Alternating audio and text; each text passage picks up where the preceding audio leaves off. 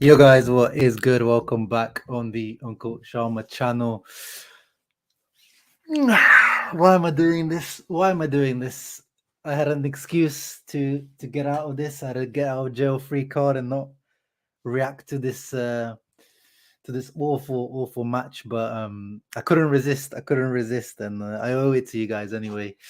All of you guys that support the channel and always watching. Of course, some of you guys were waiting. The therapy session, as now we call it, on this channel. So, and also I think I worded my post on YouTube. I think some of you guys thought I wasn't doing a reaction because I didn't want to, because of the result. That wasn't the reason. I didn't do a reaction because I was away. I was enjoying life outside of Inter. Yes, people, you're allowed to have a life outside of Inter and football. So I was away at the weekend, enjoying a nice, little break. Had a for into the weekend, and then this is I didn't have the time. I didn't even watch the match actually live, and low key, I was glad I didn't. And there's a lot of you told me not to rewatch the match, but I still did in the end. So yeah, I'll get into my later match thoughts, I guess, with you guys, and then see what you guys are saying as well, because it's not an easy time at the moment. It's not an easy time to be an Inter fan. I can definitely empathize with all of you in here, and let's start seeing who is in the house. Thank you very much for joining me. I wasn't expecting many people, to be honest. It was a little bit of a impromptu stream because I had a busy day at work today, and I just I wasn't actually sure whether I was going to do this or not, but I thought I'll sneak one in. Before I go to sleep. It's okay. Let's get into this. Let's see who we got in the house. Marcello in the house. Let's hope we come back from the international break stronger, like we came back from last break on January. Sempre Forza Inter. Yeah, as always, there's the thing I love about Interisti, the Inter fans, is there's always some sort of positivity to balance the negativity. And right now there's a lot of negativity, quite rightly, and I don't blame any person that's being negative right now. And today is from me as well. I'm definitely, compared to the other guys on Inter Worldwide, definitely Anthony, who's definitely a lot more, usually a bit more negative than me, but I feel like I'm going to be pretty much on the same level as all the other guys. Oh, Anthony's in the house as well. Speaking of Anthony, thank you for tuning in, bro. Rocking his NFT faceless head. 2 weeks of sitting over this. Yeah, that's always the thing with the international break. But at the same time, it's almost like I think we needed a break from this Inter now. It's been such a negative period. And I remember, the previous international breaks, I almost didn't want them to come around because we were so happy with this Inter. And I was talking about, I'm surprised that none of there's a couple of Milan fans who for some reason spend time on my channel and actually take clips from my channel. At the beginning of the season, there was a guy that used to post a lot of stuff from my channel on Twitter about things I said about Hakan or things like that. So I'm surprised none of these Milan fans have made clips of me. But back then, at the beginning of the season, as low as I was saying, I'm enjoying watching this Inter team. I don't want the international break to come in. I just want to continue the streak. And of course, especially before the last international break, before the Christmas break, that was the best Inter that we've seen under Inzaghi for sure. That was the free-flowing limoncello ball Inter. So, but now this international break, I'm kind of obviously it's never good because the players go away, especially the South Americans. They fly off to the other side of the world, and they come back so late, and there's no actual real training time. But I think with some of these guys, they needed a break and just needed to reset recharge the batteries. Brozovic is staying because of his continued injury with his cough. Lautaro, today was announced that Lautaro is staying because he's tested positive for COVID, which obviously is not a good thing, but at the same time, now he doesn't have to take that 8-9 hour flight wherever usually Argentina play, somewhere in 10,000 feet altitude, for a game that have already qualified for Argentina. Already qualified, so these would be useless game that Lautaro will be playing part in. I think Correa is still going. So and De Vrij, Brozovic, Lautaro, they have these 2 weeks now to at least to recover. Especially, of course, we know Brozovic is the key one that we missed recently. So, it was a bit long-winded, but yeah, I'm personally kind of glad that there's this international break now. As I was saying, there's everyone. I'm sure Niak will drop a very negative comment at some point in the stream, but right now he's being very positive about the Juventus match, which we know is the first match back against Juve. Again, another positive comment about Inter against Juve. Tari is on the negative hype. Pietro says just focus on Thursday, as in Italy. You mean focus on Thursday? Well, not Italy playing actually. I need to actually because I do want to do a preview. I might do a preview or a reaction. Yeah, so Italy playing Macedonia on the 24th. Yeah, Thursday. Yeah, that's going to be a nice little break as well. Thinking about Italy. So I'm thinking of either doing I might just do a reaction to the Italy Macedonia, not a preview. I'll just do a reaction to that one. But yeah, that's a massive match if you support Italy or if you support Portugal or Macedonia, any of those teams. Turkey, big World Cup qualification upcoming. So definitely no rest for Barella and Bastoni when it comes to that. Do or die matches for Italy. There's literally only one way we're going to go back into this. We beat Juve and Milan lose to Bologna, and there's a small stupid part of me that still believes it will happen. Ahmad, another ever positive of the positivity gang. Sorry about the a couple of minutes late. Thank you for tuning in, Yamo. COVID and losing millions in revenue helped. Oh yeah, talking about Atari's comment here. Yeah, I mean, I've talked about this a few times now, guys. Like, I came into this season and people criticize me for this because I came into the season. I came with kind of a negative outlook. I predicted before the season kicked off. I predicted Inter to finish third because I felt like we downgraded in a lot of aspects, and I thought and it's not me not rating Inzaghi, but I felt like there was so much off-field issues for Inzaghi to handle that I felt like he wasn't going to be able to handle all of the stuff going on off the field, and the pressure of being at Inter compared to Lazio. And then he definitely surprised me in terms of what he was doing, especially November, December. But the other stuff, there's no arguments. Like, we added some depth in terms of the strikers, but we lost. And, so you saw today, Lukaku today at the Gran Gala del Calcio, he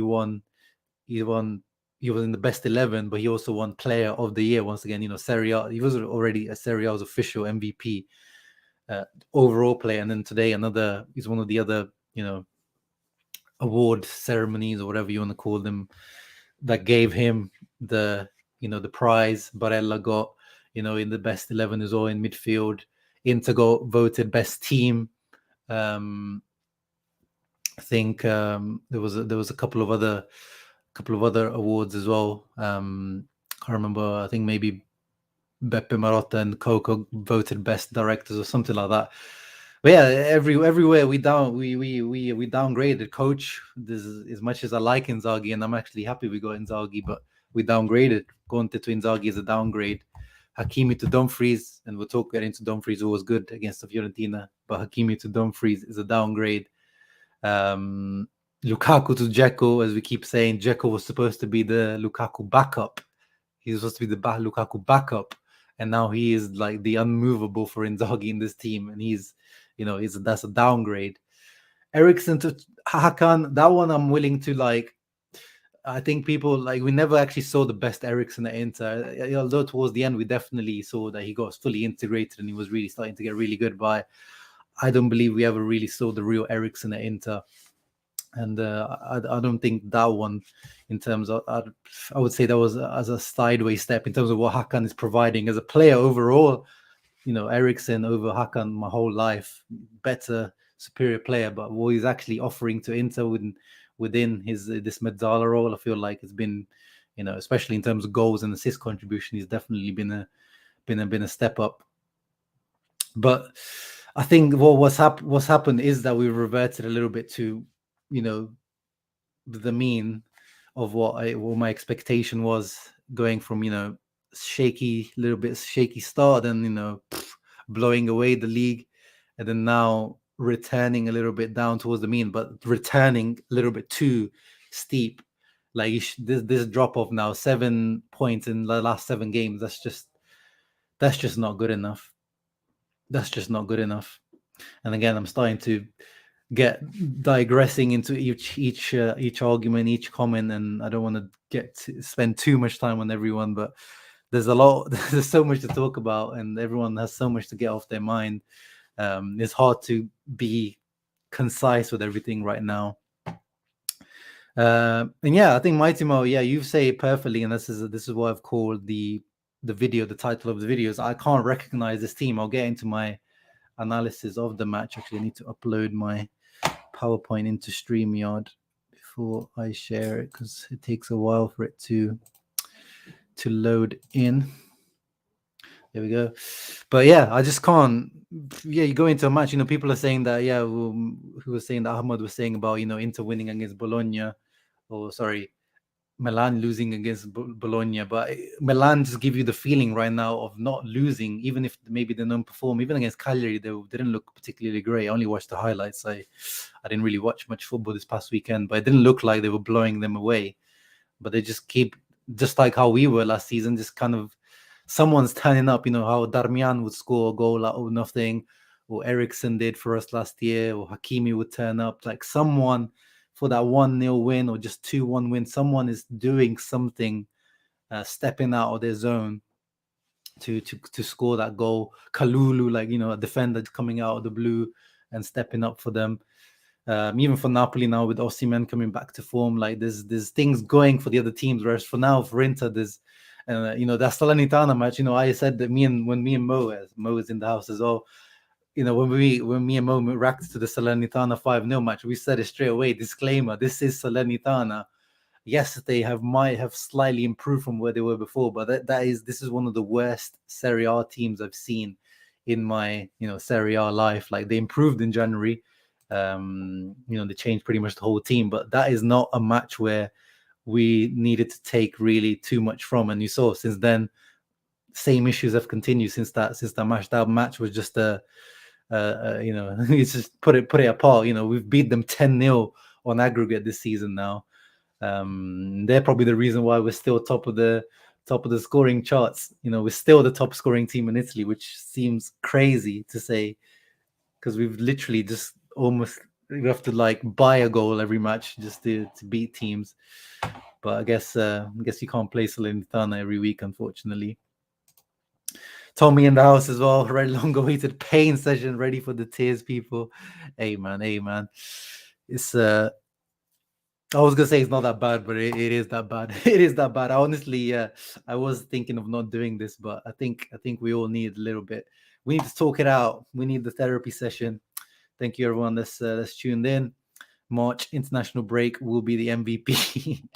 I hope you're right, Victor. I hope you are right, Victor. Where did I go? Into the Lake District up in the north of England. Very, very nice. If you from England or you're visiting England, I recommend it. It was literally like it sounds crazy to say, but it also felt like you're in Switzerland at some points, because it's a really beautiful part of England. And I'm not a big massive fan of England in general on an aesthetic level. Had to go see my real team play later that day. Minnesota United got the dub versus San Jose. Oh, okay. At least you got one team that's winning, at least. What's up, Mattia? Another one of the Negativity FC in the house. Lord Figo confirmed his confidence there. Lord Figo. Oh, his guy still is hashtag. Where's my Scudetto, Figo? It's supposed to be hashtag my Scudetto, isn't it? Ever optimist, Lord Figo. Keston has accepted his faith. No sense in raging. I think I'm getting to that. I'm getting to that point as well, Keston. You think work would be the most stressful in your life, but not when you support Inter. Yeah, exactly. People use football as their release. Inter a lot of the time end up being the complete opposite. Bro, they no longer play how they used to. Eduardo says, like Bastoni was a few times up front. Hope we finish at least third. Yeah, that's a good point as well, Eduardo.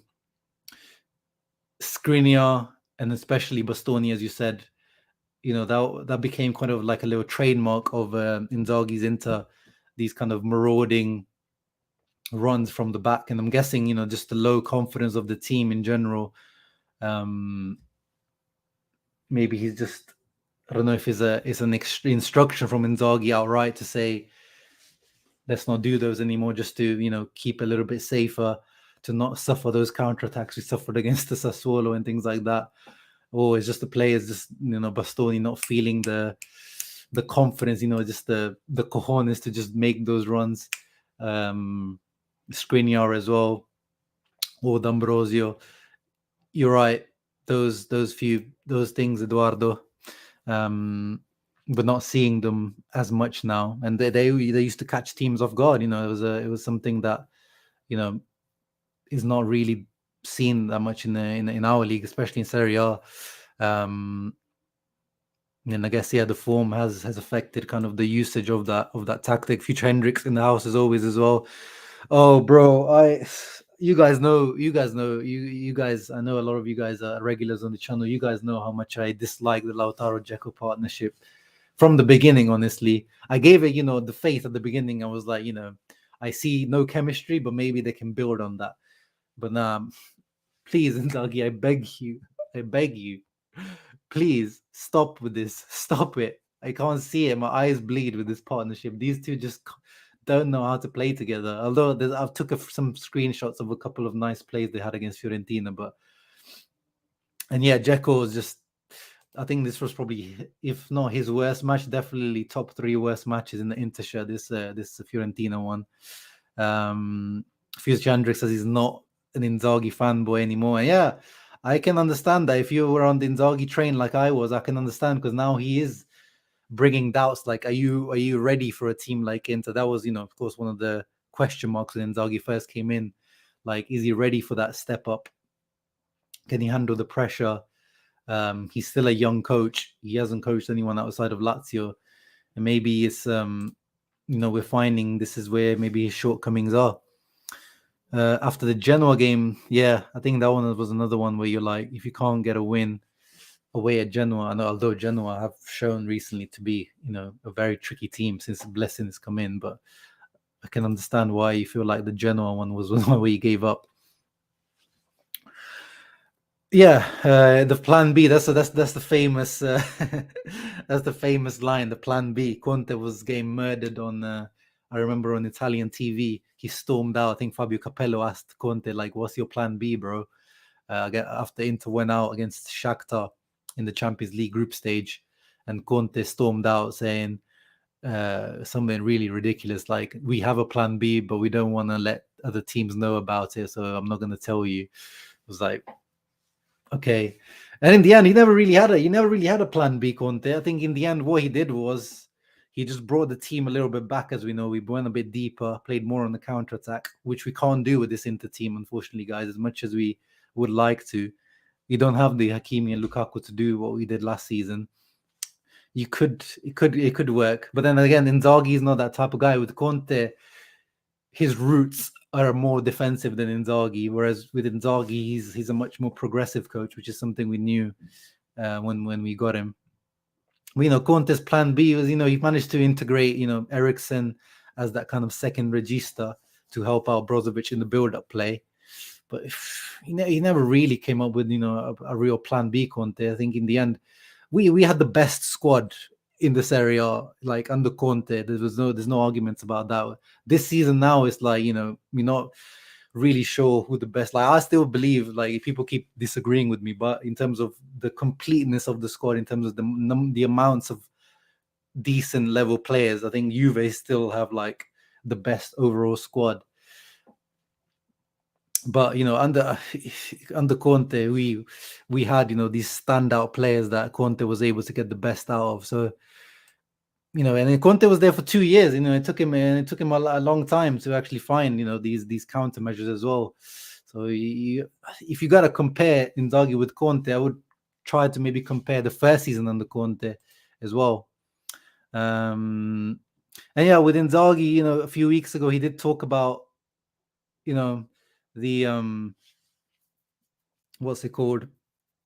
when they asked him about the Scudetto thing, and I didn't really look into too much that comment. But then when you think about it, that comment probably was indicative of what Inzaghi's thinking was, where he, he feels like he was overachieving what he was doing in December and in November, and that what he was asked to do, which is true, and I agreed with him at the time. It was true that what he was brought in for was, they asked him for top four, but progress in the group stages of the Champions League.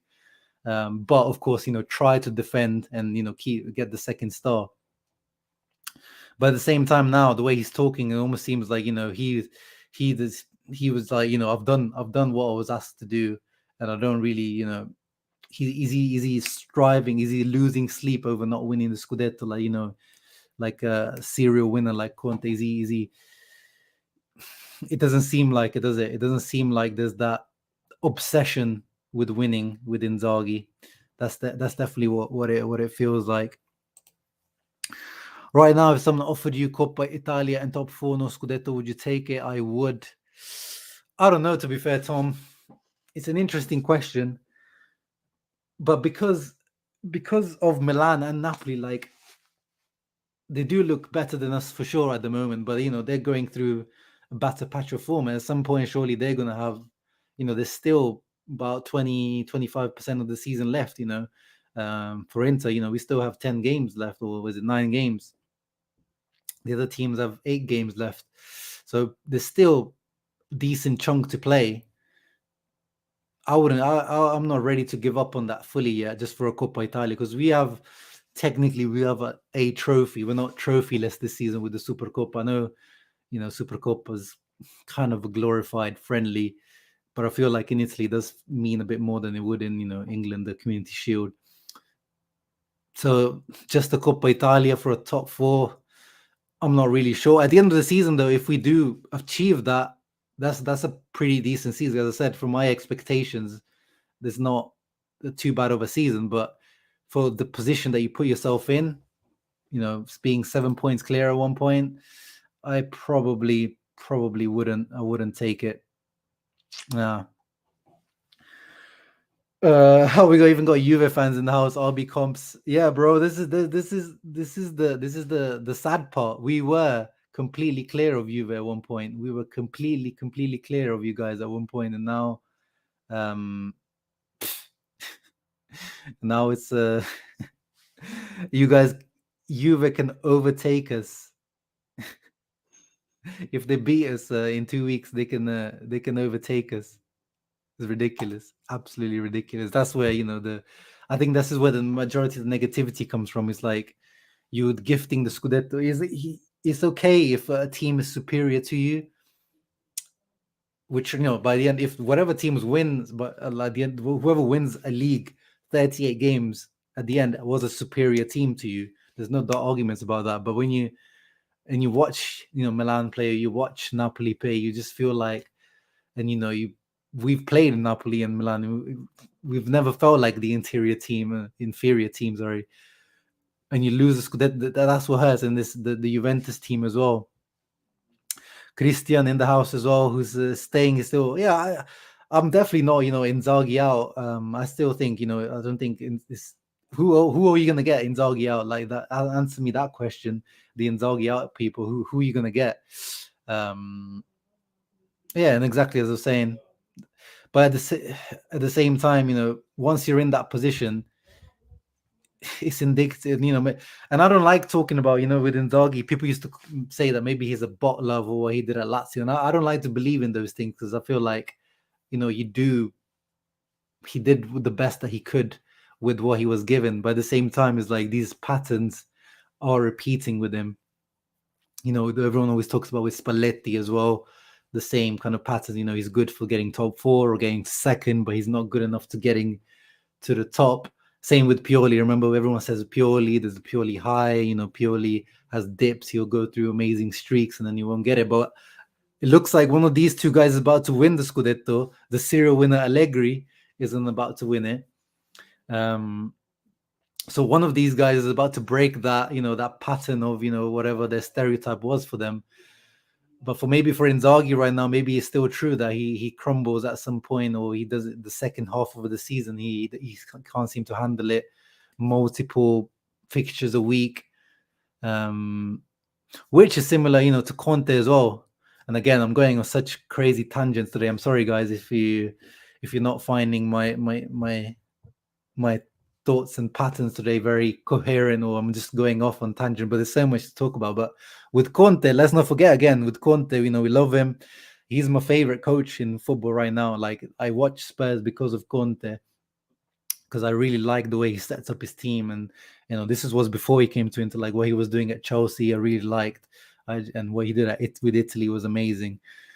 But again, there was a graphic I saw the other day about Conte with Spurs, and again, it showed up again. Like, as soon as Spurs have the midweek fixtures, or they have a game with like there's 3 or 4 days of rest, his win rate goes out the window. I think he had like a 20% or something, like it was like 1 win out of the 5 or 6 games that they had that was with the midweek fixture. But as soon as Spurs had a game where there was 6 or 7 days more of rest in between the games, then he had it was like almost 80% win rate. So with Conte, he's like these kind of stereotypes about him, like, but they are true. We saw it Inter, until Inter went out of the Champions League. That's when we saw the best Inter in the second season, when we had 7 days to start preparing for games. So hopefully now, maybe with Inzaghi now, by the end of the season, that he has more time to prepare. That might be the the change that this team needs. And I can see questions about Dybala being asked as well, guys. I'm not ignoring you. We'll get to the Dybala stuff towards the end. Let me get my Fiorentina match kind of just quick thoughts out of the way. I took a few screenshots. 1-1. Again, we outran Fiorentina, as we always do this season, and that's another one where some people keep saying that maybe he's lost the dressing room. The preparation is probably not as good as it was with Pintus, the legendary physical trainer. But on the field, we're still, outrunning teams. We're still, showing that this team is able to, on an athletic level, is still there, and the players are behind Inzaghi. I always say the first sign of a team that is not behind their manager, I think, is when you start looking at the stats and you see that they're not running as much as they were. But Inter, there is 115k. That's higher than Inter's average this season, and it was 4k more than what Fiorentina ran. So I'm still in disagreement with the people that believe that Inzaghi's lost the dressing room. Whether he's not, getting the best out of them, that's definitely true. I think one thing I'll agree with the Conte versus Inzaghi brigade is, the carrot versus stick argument, how you treat the players. Conte, we don't know what goes on in training. Like, we don't know the behind the scenes, but you can tell with Conte, it's primarily the stick method. Is, he's mostly criticizing the players or criticizing the directors. Sometimes he might use some nice words here and there. We've seen that Spurs already throwing players under the bus, saying, these guys have been whack under Mourinho, these guys have been whack under Pochettino. Like, he's clearly, he uses the stick. Whereas with Inzaghi, we've already seen much more of the carrot treatment, much nicer to the players. The players have talked about that he's more like a brother or like a friend to them. And I thought this change from like a sergeant to a friend, or like, someone a little bit more relaxed, could have been good for the players, because it's hard to take what Conte does for 2 years. That's why he doesn't stay anywhere for that long as well. I think for Conte as well, like, it's hard to, especially after the second year, to get the same out of the players after so much, beating into them, the hard training sessions, Pintus there shouting, screaming, and always, be on top of them, or, instructions all the time. So I thought this kind of change was probably good, that it was, going to that. But maybe he is really too much on the soft side. I think these players still need, something like, the sticks, like, especially right now, you can see, and the other day, I don't know, what did you guys make of the the asado, the grigliata at the Pinetina. You saw the pictures of the guys, Lautaro and Lautaro and Correa were being, the Volta Samuel and the Burdisso, the Militos back in the day. They used to do the grill, the barbecue.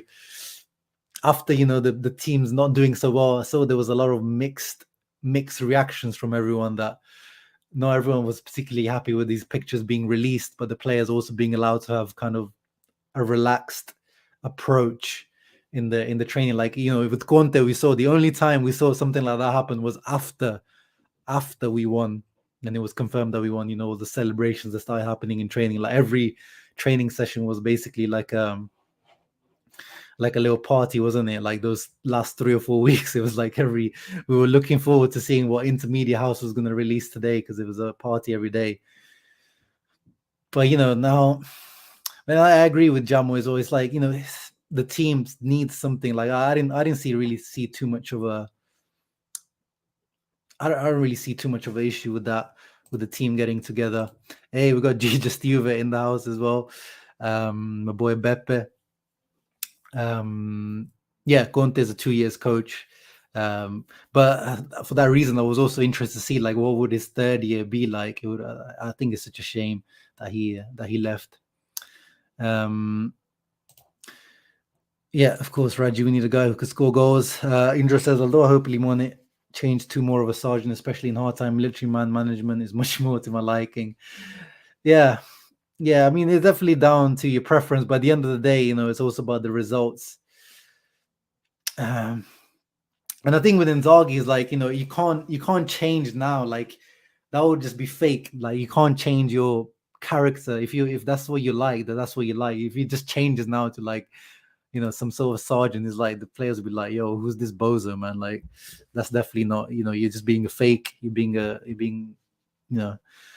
bozo. So it's just who he is. But maybe, we also forget to talk about, Lele Oriali, who was, Conte's right-hand man. He was the guy in between Conte, the players, and the team, but also the director. So he was like that link, like a three-way link. He wasn't necessarily, part of any of the three. Like, he wasn't like strictly, on the coaching staff.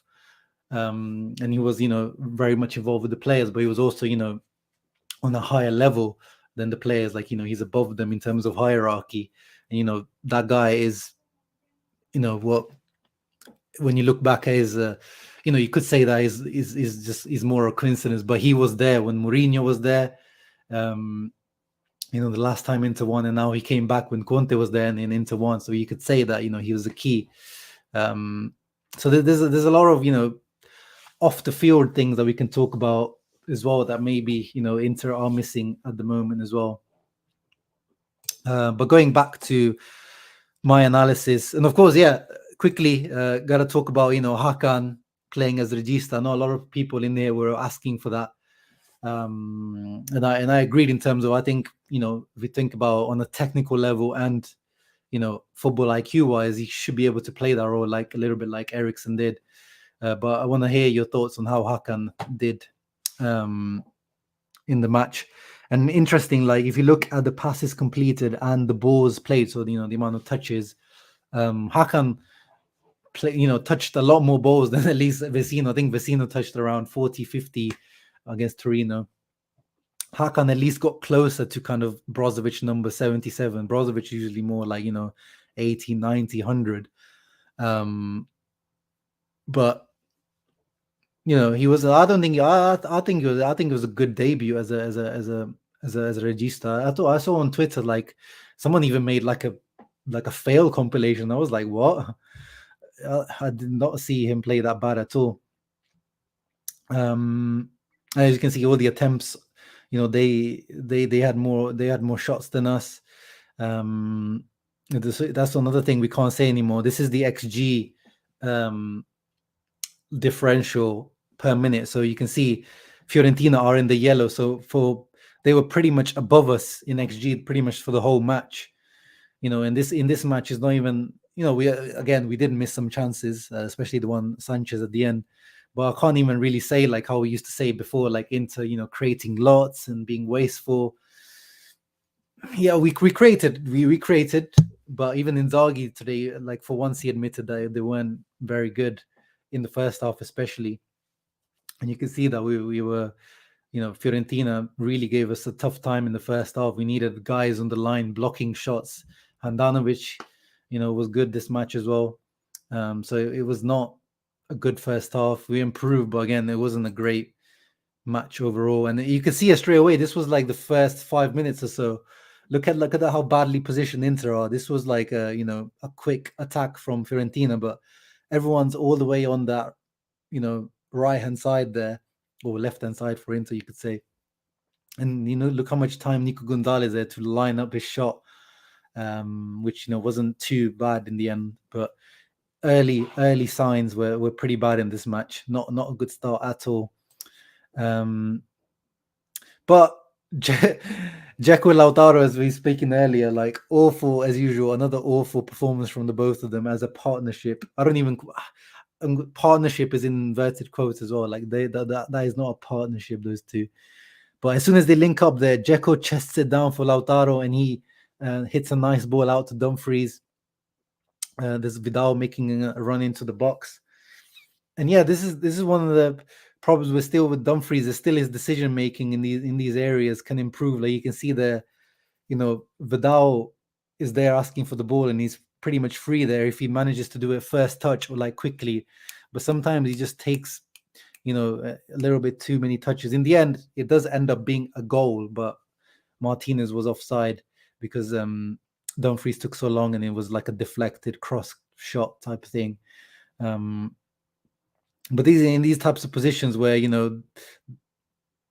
we don't have that kind of individual moment of someone being able to kind of either go past the player or cutting onto his weaker foot, like rather than Dumfries doesn't really have a left foot per se. The defender knows he's going to go on his right foot as well. And yeah, it doesn't quite work out there. This was another decent chance. It was a very difficult chance for Dzeko. Barella, kind of a deflected through ball that gets to him, and he has to slide to get it. Like very hard, difficult chance. Hits it straight at Terracciano. And this is another perfect example of the partnership. Lautaro and Dzeko. Lautaro makes a fake run inside and then goes in the outside, but Dzeko passes it on the inside, and wasted move on the counter attack there. It's perfect encapsulation of like why this partnership doesn't work. And then Dumfries here again gets into the position. Another nice play from Inter, but he passes here. He passes to the red arrow, so he passes to Dzeko, who completely messes up and hits the ground and like falls over. But if Dumfries just looks up, you could see that Perisic has been left completely free. The right back is gone.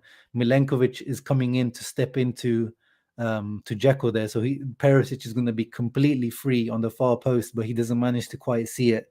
Or even Lautaro on a if you can stretch to a header, but he just doesn't quite see it. And this is where Denzel can still improve a little bit. And then the goal. Look at that, like the amount of Inter completely outnumbering Fiorentina here, but they still managed to concede. And it's the smallest guy on the pitch, Torreira, that manages to get to the ball, and it's the golden boy, but who leaves he leaves his man. It's poor marking. Gonzalez gets to the byline too quickly, too easily. Ball into the middle, and like poor goal to concede. Very poor goal to concede. But into switching off there. Onana saves that. I don't know about that. I can't. I'm not really going to blame Handanovic on this one. And the goal here. This is where Dumfries is shining, and this is what we talked about this at the beginning of the season. Like this should be like, if not the main move, but like one of the main moves by Inter. Like whoever's on the left hand side, get it into Dumfries, and Dumfries needs to make those second far post runs more often. Like no one's touching him. his physicality, his jumping ability, the strength in the air. Like, he needs to have more confidence about doing this. Like, the goal against Roma, this goal, like he should have more of these goals, but before the end of the season, because no one is gonna touch him when he gets into these positions. And also, like, in general, I know I pointed out a couple of mistakes there, or not mistakes, but just bad decisions maybe from Dumfries. But Dumfries is showing he's being one of the few players who's really like putting like his, he's there with his chest out. Like, he is one of the few guys I can see on the pitch that kind of representing Inter fans properly at the moment. Like, he is really, pushing the team. He's, humble. Like, he just goes, works hard, keeps running. Maybe, he makes a couple of bad decisions. Yeah, maybe his touch isn't that great, but he just keeps going at it. So shouts out to Denzel, man. He really has brought in some leadership qualities as well. Like, you remember at the beginning of the season, like it almost seemed like players were even ignoring him at times because they didn't trust him yet. But now, he is like, that's the perfect Sasha. Like, Dumfries wants it. Like, he wants it. I think that's the best way to describe. Like, if he's fighting for it. And there's not many players I can say. Like Barella, as I pointed out, like, he's pretty much at fault for that goal. But I saw there was one point where Dumfries told him like to stop moaning. Like, he was moaning at, I can't remember who it was, but he moaned at someone on the left-hand side for something, and Dumfries just had to tell him like, bro, just stop moaning, run back, let's go. I think he went for a goal kick, just run back, let's regroup. Like, but Barella's just there, like, doing arms and flaring around and this kind of stuff. And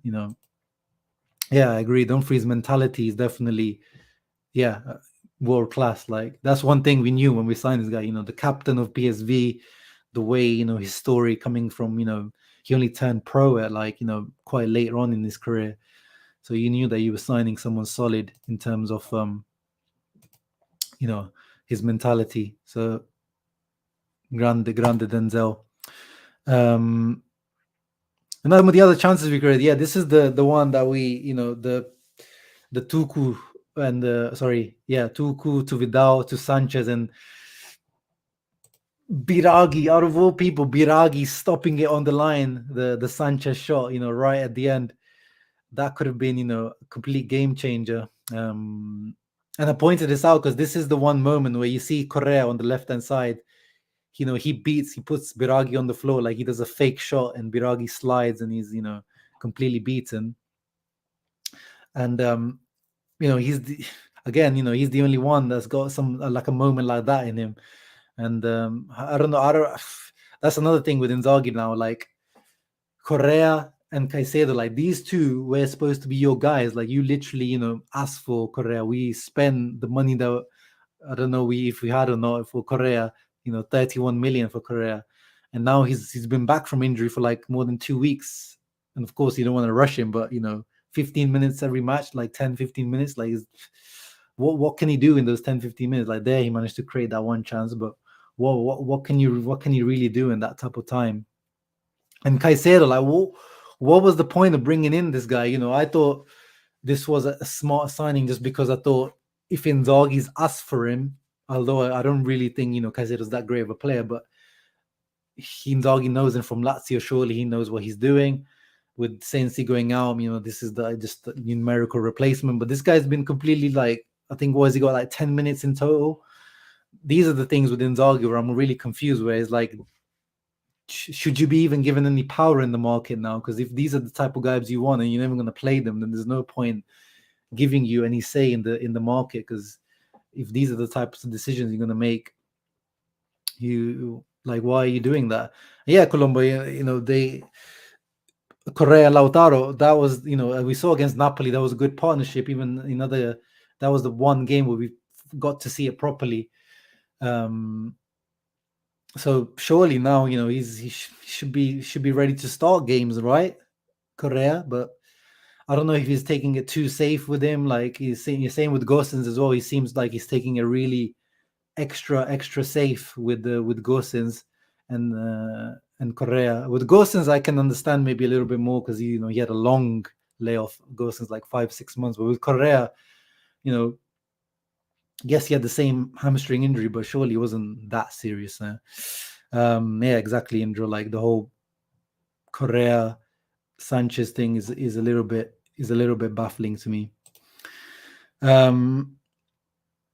I think all this talk about Inzaghi losing the players is Inzaghi is ridiculous. He's the bare minimum, and the second scene is that's what I'm saying. I'm completely, like there's no talk about Inzaghi out unless he has like a catastrophic, end of the season where we continue this rut of form, like because then it's not just a month or 2 months of bad form. That's a whole half season. Like if you go until the end of the season like this, then that's a bigger problem because that means he was only really able to get into playing well for like 2 out of the 7-8 months we actually play.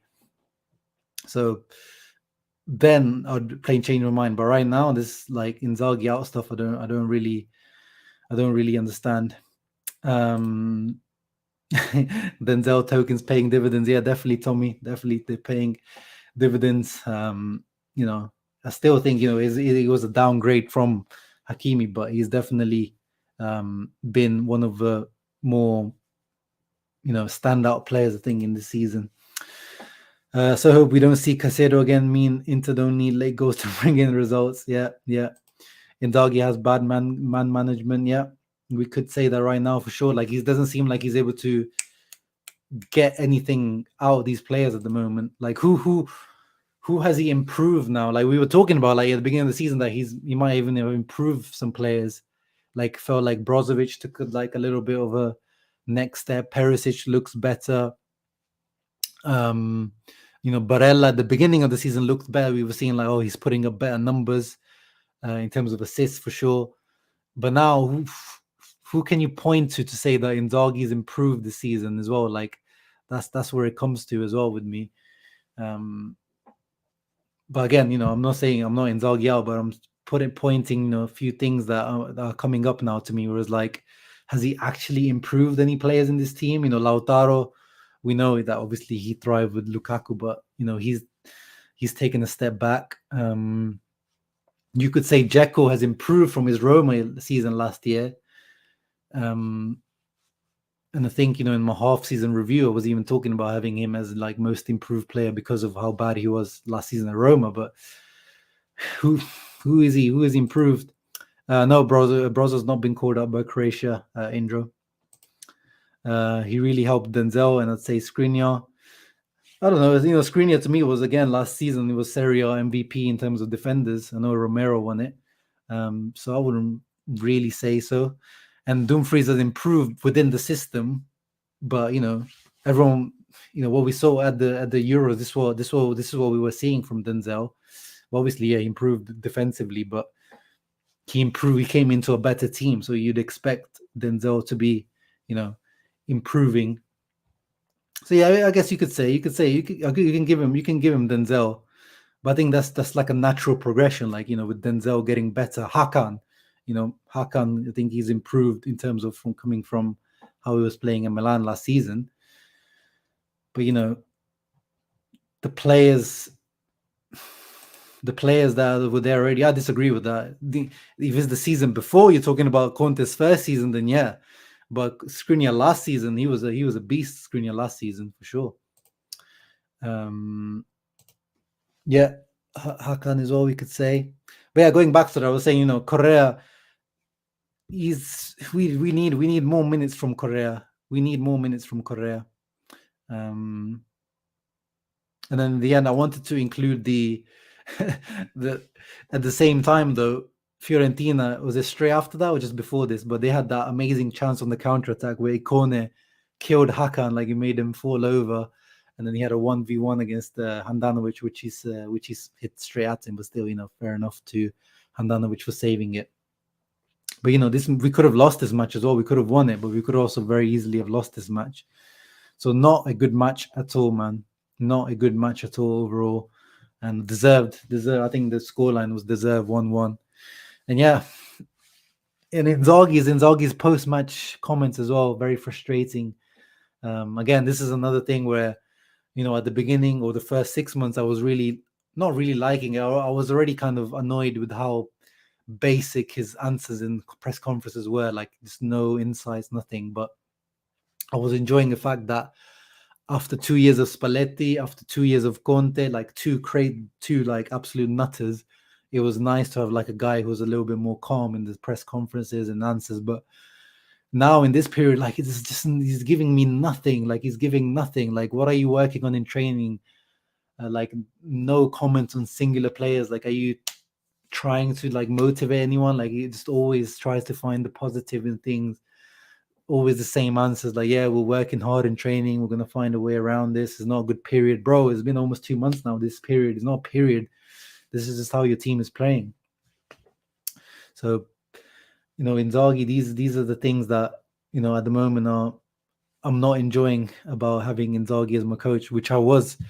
This is the funny stuff. You could call it reactionary, but a few months ago, I was enjoying this part of Inzaghi being kind of just no drama in the press conference. I can enjoy, being an Inter fan, like watch the match and then just switch off because there's no Conte flying off the handle in press conference. There's no Spalletti going off on a philosophical rant somewhere. Exactly, Adriano. Ma io penso like someone's given this guy like some sort of speech coach. Like there's other words in Italian that you can begin a sentence with. Like ma io penso che means that, but I think that that's 199% of the times he starts his sentences like that, and it just drives me over the edge because it's just like I know I can switch off as soon as he says that because I know he's not going to say anything worthwhile listening to. Bruno says Inzaghi is not an open-minded coach who tries new things. Yeah, that's another thing. This 3-5-2 till death. 3-5-2 or nothing. 3-5-2, 3-5-2, 3-5-2. My goodness, man. Like it's there are other formations in the world, and formations, sometimes people can get stuck on the formation thing. Like with Conte, there used to be like, change it for the changing sake. But sometimes, like when there's a player like Brozovic missing and you don't have another regista there, you don't have to like stick in the guy. Like you don't have to like force the square peg in the round hole. Like you don't have to force Vecino. You don't have to force like just because you want to keep playing 3-5. It means that for one match you have to change up 3-4-1-2. Don't play with the deep lying playmaker. Play with a trequartista because you do have Hakan can play as a trequartista. Correa, he started off his career as a attacking midfielder, trequartista. He could play there. You can adapt someone. Remember Conte. I know it didn't work, but Conte used to play Barella as that attacking midfielder. But as I'm saying, like it's not the end of the end. Conte was the same as well. Changing from 3-5-2 to 3-4-1-2 isn't really changing things around. It's just putting a guy a little bit further up. But try something different, man. Like 7 points out of 7 means that whatever you're doing isn't working right now. Like that's just being completely stubborn. And yeah, so I agree with you, Bruno. Like he's not a very open-minded coach. But yeah, we knew with Conte. That's why people dislike Conte because he was Juventino, this and that. Like I was so happy the day we signed Conte because that's one thing I knew that he was going to bring. But obviously Inzaghi's not going to bring that. He's won a Coppa Italia or 2 Coppa Italias and a Supercoppa. Like that's not a winning mentality. He has to build that. Inzaghi at Conte's age, I think Conte was pretty much around the same amount of trophies at that point. So let's see what he does for the rest of his career.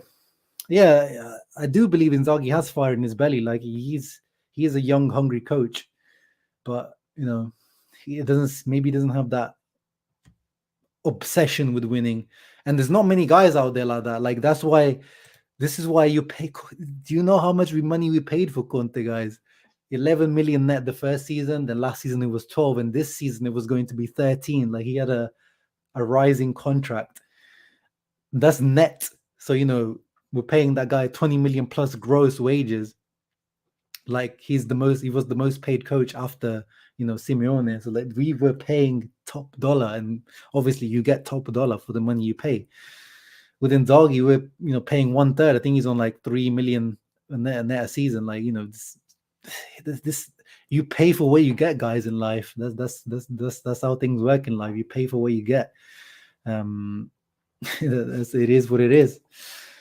You know, the Barella change against Fiorentina, that's a goal, man. He needs to score that. Yeah, Barella, yeah, that's another screenshot I didn't include in there, but Barella had a great chance after Vidal hits it at the goalkeeper, and then he has a chance, and he didn't take it. Benjamin Vidal therapy session, kind of more like a you know, a rant session or a, you know, unload session, I would say. Not much positivity today, Benjamin, unfortunately. Mancini, yeah, he's up there. I don't know if he's like obsessed with winning. We'll see. He's another one that we'll see how stubborn he is in the next coming days. I bet you he's going to be pretty much playing the exact same 4-3-3 he played at the Euros. Immobile up front. You know, he's going to stick some guys in there that maybe shouldn't be playing there. You know, Florenzi still getting called up. De Sciglio got called up after a couple of good months. Like, you know, all of these guys, man, they all have their pitfalls and, you know, positive parts of them. You know, let's not forget Mancini. His tantrum. There was one point in his Inter career that he quit pretty much. We went out against Liverpool in the Champions League, and he felt like, you know, he wasn't backed enough by Moratti, or like, you know, he needed more for the Champions League, and he was just like, I'm leaving. And that was like February or March time. It was really weird. And then he like came back on that the day after, like he changed his mind, but obviously the damage was done. So, you know, even then, when we signed Mancini, he was kind of a young and up and coming coach as well at that period. But, you know, this is the thing, guys. You know, we haven't got the finished article with Inzaghi. This is still a guy that's still, you know, learning, and this is his first big job. Thanks for the gift. Oh no, what did you take there? Whoa, what part did you clip out there, Ahmad? Naughty boy. What formation would I try? Honestly, bro, I don't know, because this team really is built for 3-5-2. But when Brozovic isn't there, you know, because the guys we have, like, you know, because like 4 at the back can work, because, you know, you can. I think, you know, a lot of people talked about Bastoni could potentially play as a left back. You know, I think DiMarco would be better as a left back than he is a left centre back or a left wing back. I think he is a left back, DiMarco. And, you know, then you know, like a 4-4-2, because then, you know, Perisic can play as a winger. But then we would play on the other side. You could play Dumfries as the other winger. But then you're basically playing with like 4, you know, fullbacks. But hey, none of them really fit that much. But it's just that I honestly don't know. But, you know, this is why, you know, he's the coach. He should be able to have those. That's the thing. You know, I think at the beginning of his Lazio career, Inzaghi used to play 4-3-3 or 4-2-3-1. I remember when he first, but I guess that was because Pioli, I think when he took over from Pioli, was it before him, that he used to play that, and then he kind of continued it for a little bit, and then just married this 3-5-2, and he hasn't let go. But, you know, he's played different formations, so why can't he? Oh, they don't deserve you lot, Mattia. Yeah, Juric is on that kind of sergeant. He's on that sergeant vibe. He's definitely on that sergeant vibe. But he needs to show it to me again. But he's too much on like the angry, like irritating side. He doesn't seem to have a likability on a personable level. Like, he always just seems pissed off in interviews. Like, at least, you know, with Conte you get both sides. You know, with Spalletti you get, you know, this kind of, you know, fascinating craziness and stuff. But with Juric you just seem to just get you know, angry, just angry Balkan vibes from him. 3-4-2-1 is the best option that is similar to the one we use. Yeah, that's another potential option. There's another potential option. Although we don't really have, you know, the guys for that again. But again, you know, something a little bit different. Yeah, you're looking at Mourinho. You know, Mourinho's pretty much always been married to the 4-2-3-1 pretty much all his career. But you see at Roma, he saw that the 4-2-3-1 wasn't working, and he changed it to a 3-5-2. Bring Mourinho back. No, I mean, What? I don't know why he didn't do that at Inter. You're talking about when Limone and Lazio sometimes change formation. I mean, yeah, 3-5-2 to 3-5-1-1. There's not much difference. Like when Correa plays and Sanchez plays, that's basically what it is. Like you remember at the beginning of the season when Sensi played, that's what it was. I mean, I think we'll see. Let's see now. Like now that Correa is surely after this international break, if he doesn't get injured for Argentina, he should be back in full fitness. So he doesn't really have the excuses anymore. Lautaro tested positive for COVID, so hopefully no one else tests positive for it. Oh yeah, that's also we gotta watch out for that. No one else catching it before the Juve match. But I also heard that Vlahovic isn't going for international duty because of some sort of groin injury. So let's see. But you have to ask. I thought I could avoid this whole stream without actually, committing to anything. I'll be honest. I still, I know I've said all this, but I still low key believe. But by low key, I mean like 10%. Like it's a very low belief in the Scudetto because it's completely reliant on Napoli and Milan messing up. But yeah, if we don't win, okay, I'll say this: if we don't win against Juve, then that's it. Yeah, then it's over for me, and then I don't believe. But up until then, up until Juve, I still weirdly, even though this team has given me nothing to believe in, I still think that weirdly could do it. But it's a very, very small chance for me. Oh yeah, let's quickly finish up on the Dybala rumors. So today has come out pretty much official. I mean, Riva Bene, their CEO or sporting director today, confirmed that Dybala is leaving. He's not signing a new contract. Completely confirmed. So I made a video on this a few months ago. If you guys, you can search up on my channel. And my thoughts haven't changed on it. Dybala for me is still on his day when he's fit, which is now over the last few years is a big if. When he's fit, if he's fit, is a top 5 player for me still in the Serie A. I think he still makes a massive difference. He still managed, he's maybe he's not, obviously now he's 28, 29. He's not as, he was never a quick player, but, he's getting towards that side of his career where, you can't rely on his explosiveness as much in the coming years. But to me, I'm gonna call me Massimo Moratti, left-footed player with beautiful technique. La Jolla. He is a throwback. He's a throwback player, like a guy that you would see in the 80s, 90s, like pure technical ability, maybe not too athletic, maybe, not the most tactically astute, not the hardest worker, but, just a joy to watch. So as a fan of football and, Inter in general, like having these beautiful South American ballers, techie players, I would love to see Dybala at Inter, one of my favorite players in the league. However, thinking about it as a, if I was a sporting director or owner or, thinking about Inter's finances is a big, big gamble because this guy, this season he's missed 15 matches. Like you're talking about, what Correa's missed, just slightly less than what Correa's missed this season in terms of injuries, unreliability. But when he's fit, he causes havoc. Even with all his injuries this season, he still managed to put up good numbers.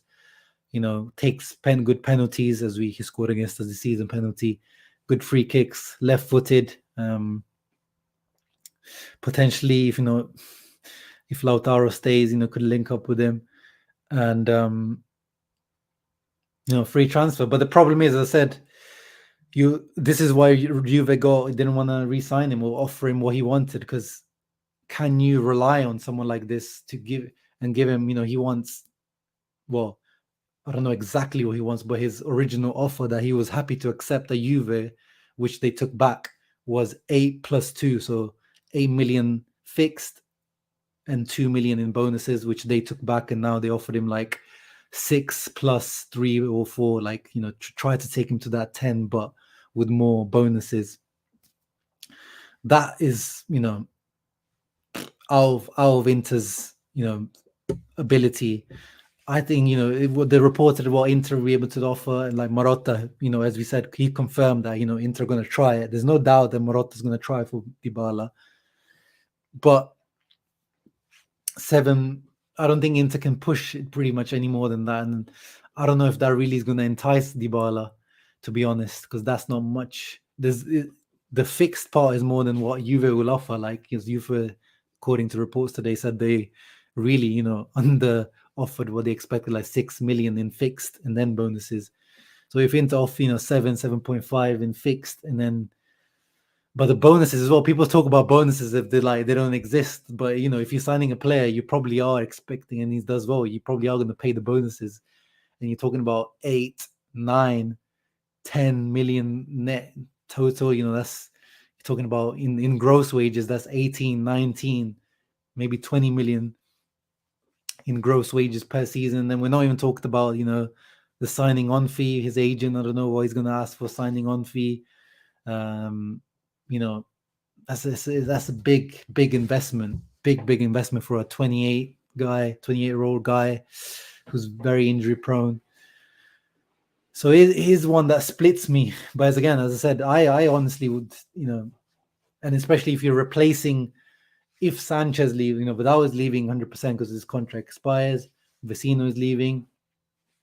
Of course, we lost the big Lukaku wages, the Hakimi wages, the Eriksen wages, the Conte wages. So the wage space is there, like on a financial basis. But at the same time, does that mean that then, I didn't get to talk about this, but again, today was confirmation that Inter might need to sell and make a positive, make a plus net positive from this summer of 40 to 50 million again, like we had to make last season again.